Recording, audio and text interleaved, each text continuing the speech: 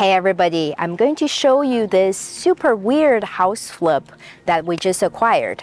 The house looks completely normal on the outside, but it's not the case on the inside. There's an addition added on that screwed up the layout. On top of that, this 1,600 square foot house has only one legal bathroom.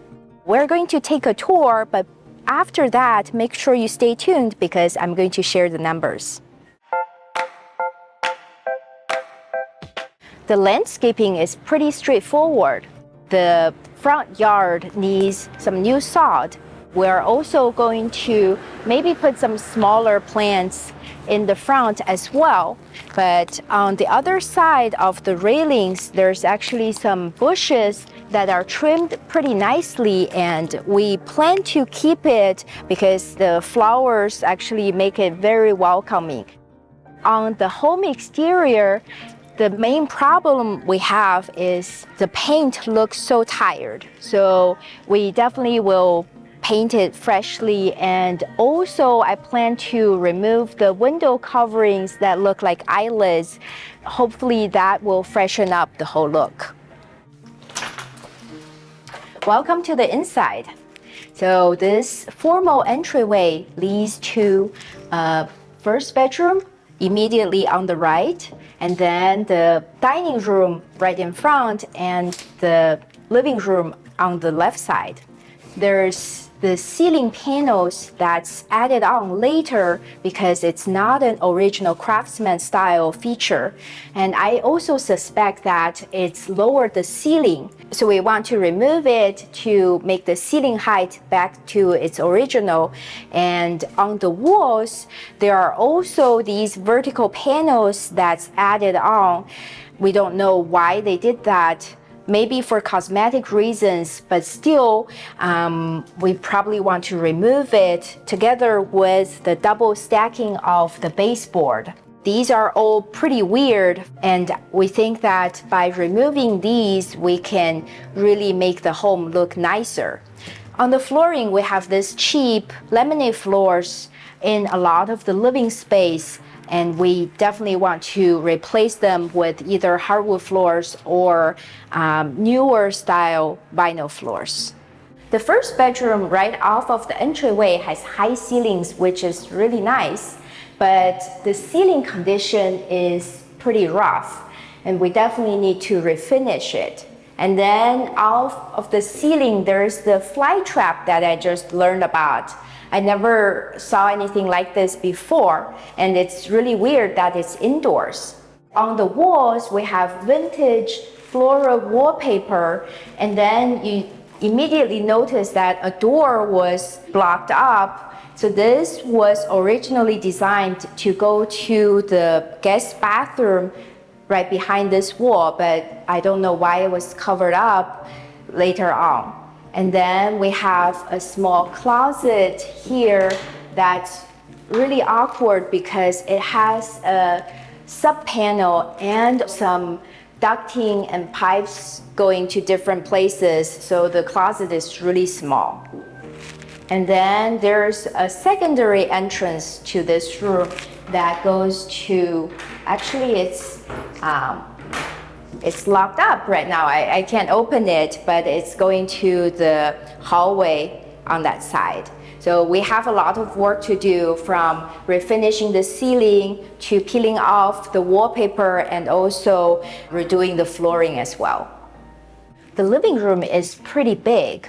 We still have the paneling covering the ceiling, and then we have these lights that look like office lights. The walls are also covered by the same paneling from the entryway.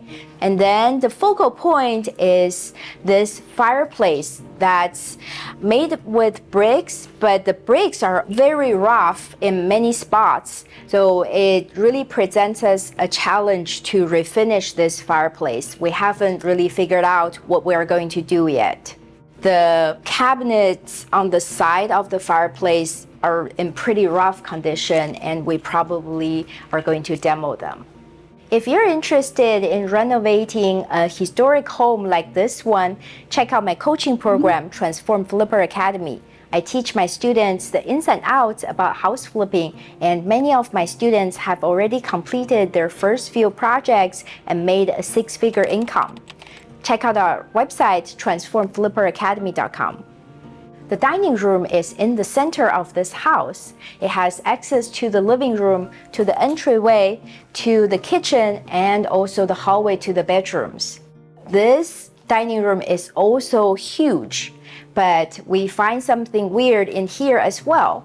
Like this wall where the window is actually has kind of a fake wall added onto it. This is where you can see the wood paneling really made the room smaller because this whole section is added on later. We don't know why this happened yet before we tear this all down to really look at the inside. And then we have a built-in buffet kind of thing that's very old school and it's not in the best condition. So we plan to remove it and also use this space to potentially add to the kitchen, which is kind of small, that I'm going to show you very soon.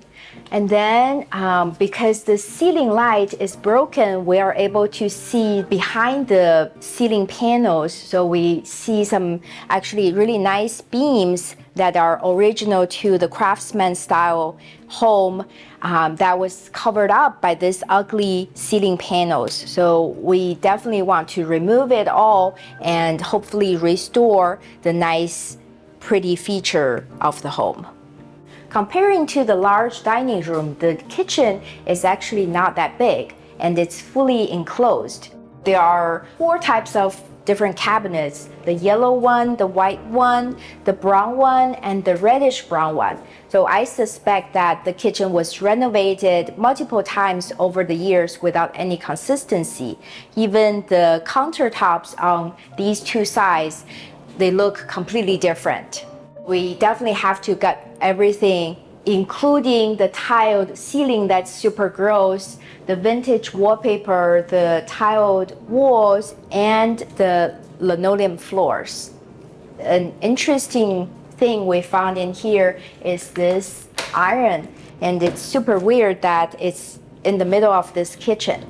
Our plan of renovation is to probably close this doorway going to the hallway and widen the doorway between the dining room. It would allow us to have more walls to put in new cabinets and appliances and also improve the flow between the kitchen and dining room. We also want to use, of course, new shaker cabinets that match the Craftsman style and, of course, new countertops and new appliances as well. This bedroom is like a room inside of a room. It was originally the back of the house right here, but they added an addition in the back. So now the door and the window actually overlooks the addition on the outside.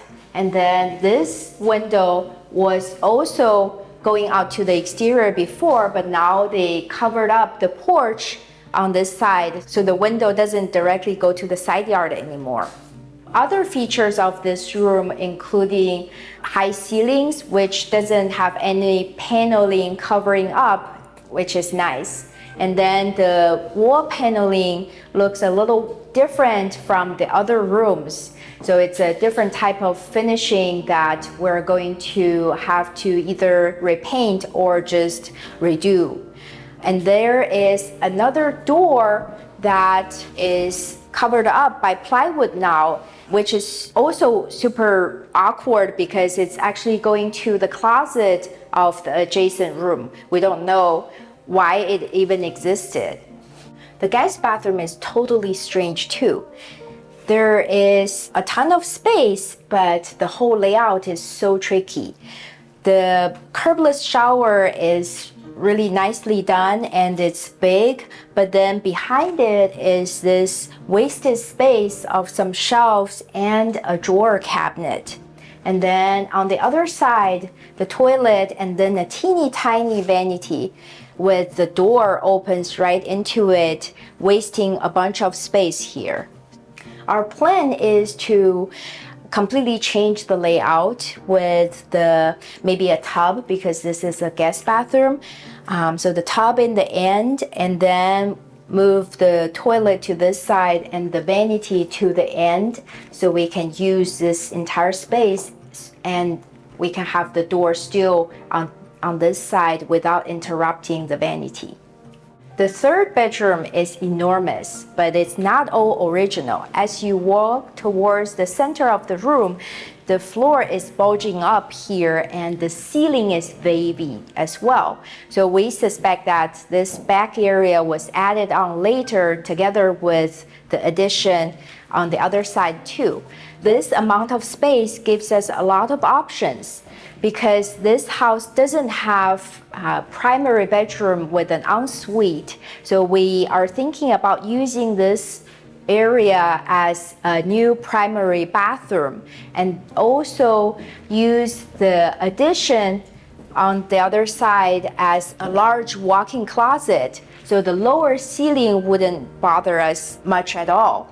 We, of course, also will level the floors and remove the ceiling panel. It looks like there may be some roof leak as well, so we may have to replace the roof too.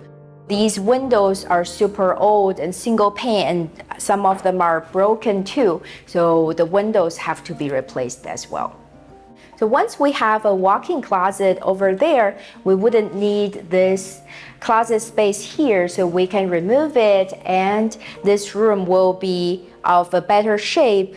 And the doorway to the other bedroom that we mentioned earlier is right here, and it definitely is going to be closed off.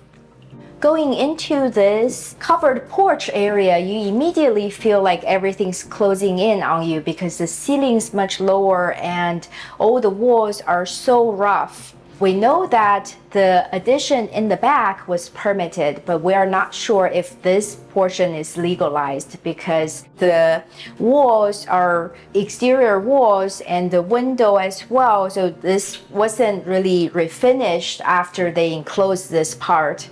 It seems like they just added on without really much thought to it. And we don't plan to legalize this portion. We probably are actually going to remove this whole wall and the windows to kind of convert it back into a covered porch. Behind this beat up door, there's a closet that's super gross, and apparently the previous owner was a mason jar collector, and there are many mason jar lids in here. This addition in the back is like a dungeon. It's very dark, and on this side you see the second bedroom that we were talking about. The addition completely covered the exposure to sunlight into that bedroom, and then this door is to the largest bedroom. So part of this space we plan to use as a new closet, walk-in closet to the new primary bedroom, and then the rest of it is probably going to be converted back to a covered patio. They even added on more space behind this, so they extended the ceiling and put in some walls on the side with colorful plastic panels. But I'm very hesitant to call it a sunroom, because it's really not finished very well, and it's probably only qualified as a tool shed. So we probably are going to demo it all so that we can bring natural light back into this side of the home. But the craziest thing is actually in this corner. So there's actually a bathroom that's added on illegally. So originally I thought it was only a half bath with a toilet and a tiny wall-mount vanity, but there's actually a shower as well that's really a hole in the wall, and this whole structure looks very unsafe and very unpermitted. The covered patio has a ramp going down, that leads to a door that finally allows us to go to the backyard. And then there's another door on the side that totally reminds me of the Winchester Mystery House because it leads to nowhere. As I said, this whole structure is super weird and it's not really that functional because the access to the basement is in here. We plan to remove all of the walls and this patio cover as well so that we can have more lights in there. But this exterior of the house that is not done very well because the siding is wider on this side and narrower on the other side. So we probably have to remove it and replace with consistent siding. The covered patio doesn't look any better on the outside. It's all very junky and very haphazardly put together. So after this whole thing is removed and this additional covered patio removed, we actually can gain back a lot of the backyard space. And we're actually thinking about removing some of the concrete because there's just too much concrete and not enough space for other outdoor enjoyment. So maybe we'll remove some of these to put in a larger area of sod. In my house flipping career, I've seen a lot of dilapidated homes, but this is probably one of the weirdest. I was excited to work on another Craftsman style home again, but a lot of the nice features have been covered up inside. The good news is we're likely able to restore them. The bedroom renovations are straightforward, but the guest bath needs an overhaul because I really can't stand wasted spaces. I love that we'll have an opportunity to create a new primary bedroom with an ensuite, and it also allows us to utilize the large room much better. The addition is the most tricky part, but our plan will make sure it doesn't feel like a tumor anymore.